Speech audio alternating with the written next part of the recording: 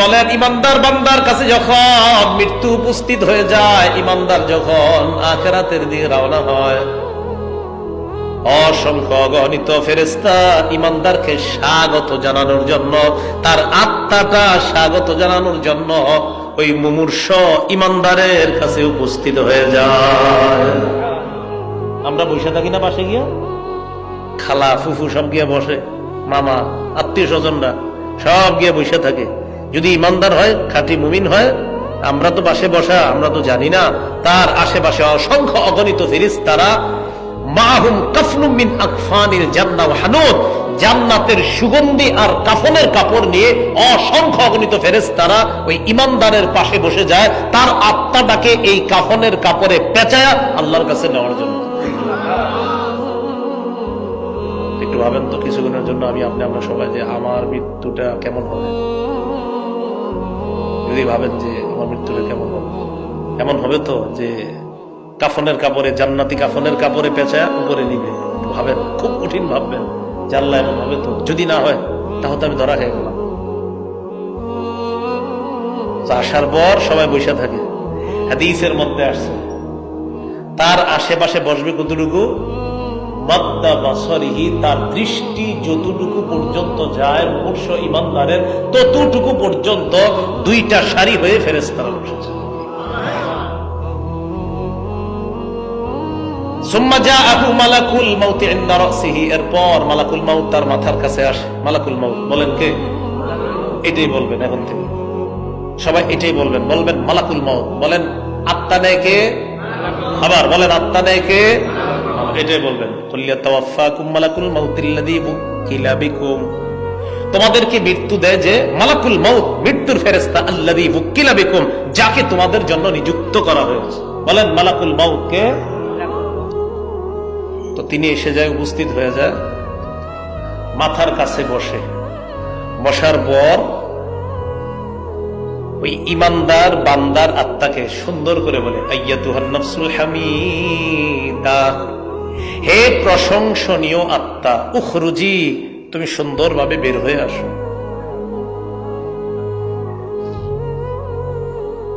উখরুজি ইলা রাহিন ইলা রিদওয়ানিল্লাহ ইলা মাগফিরাতিন মিনাল্লাহি ওয়া রিদওয়ান,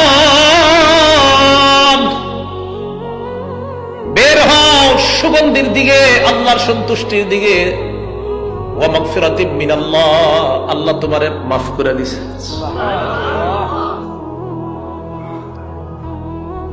আত্মাটা আস্তে আস্তে বের হয়। নবীজি বলেন, আচ্ছা না থাকলে নেই, না থাকলে নেই, একটু দেখানোর জন্য।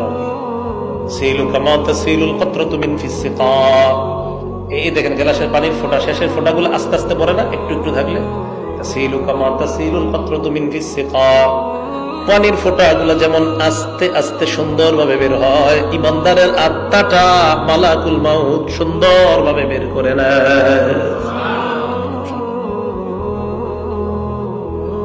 এবার বলেন তো, সামনে যারা বসা তাদের কাছে কি আছে? জান্নাতের কাফনের কাপড়, সুগন্ধি। তো বের করার পর ইমানদারের আত্মা তো এরাও মানে খুব খুশিতে আছে। আরে আমগো কাছে দাও, তুমি এতক্ষণ রাখা লাগে? চোখের পলক পরিমাণও মালাকুল মাউত আত্মাটা রাখতে পারে না। ইমানদারের আত্মা তো অন্যান্য ফেরেশতারা কয়, আরে দেন, তাড়াতাড়ি দেন। জান্নাতের কাফনের কাপড় দিয়ে পেঁচায়া ইসাদুনা বিহি ইলাস সামা,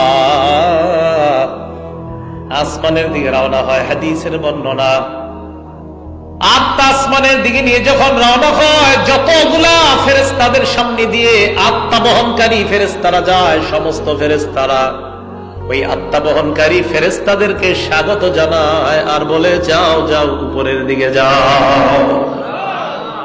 আরেকটু আছে, বলে এটা কার আত্মা? ইমানদাররা জবাব দেয়, ফুলান ইবনু ফুলান।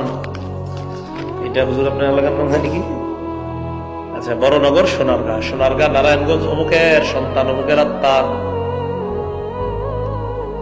সুন্দর একটা নাম বলে, যে নামে মানুষ দুনিয়াতে আপনাকে ডাকতো, এমন সুন্দর নামে বলবে এটা অমুকের সন্তান, অমুকের আত্মা, একদম নাম সহ বলবে এটা অমুকের আত্মা।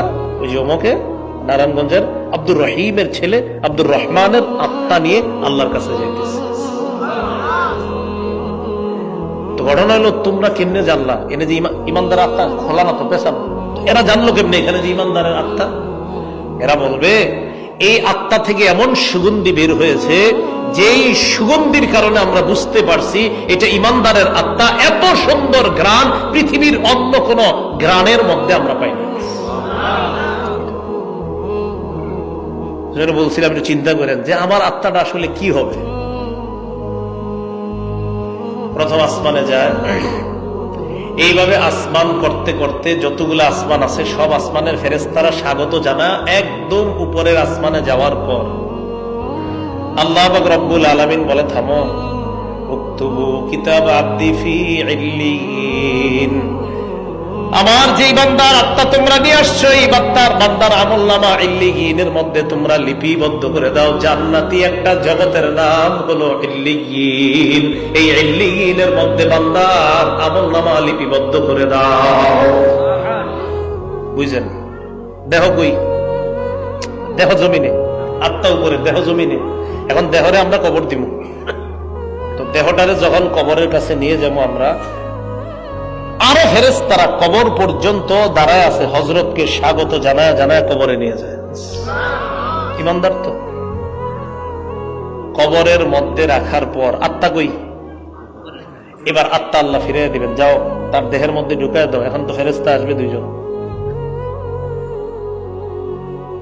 ফায়াতিয়ানিহি মালাকান ফায়ুকঈদানিহি ওয়া ফি রিওয়ায়াতিন ফায়ুজলিসানিহি। দুই ফেরেশতা তার কাছে আসবে, আসার পর তাকে বসাবে, বসানোর পর বলবে মান রব্বুকা, এই রবকে? জবাব দিবে রব্বি আল্লাহ, আমার রব হলো আল্লাহ। বলেন না রবকে? আল্লাহ। মুহাম্মদের সাথে বলেন আল্লাহ, আর একটু সুন্দরভাবে বলেন আল্লাহ। এরকম শব্দ আছে? আর ওয়ামা দীনুকা, তোমার ধর্ম কি? জবাব দিবে দীনি আল ইসলাম, আমার ধর্ম হলো ইসলাম। ওমান হাযার রাজুলুল্লাযী বুইসা ফীকুম, এই মানুষটাকে, যে মানুষটা তোমাদের মাঝে নবী হিসাবে প্রেরণ করা হয়েছে, চিনুনি?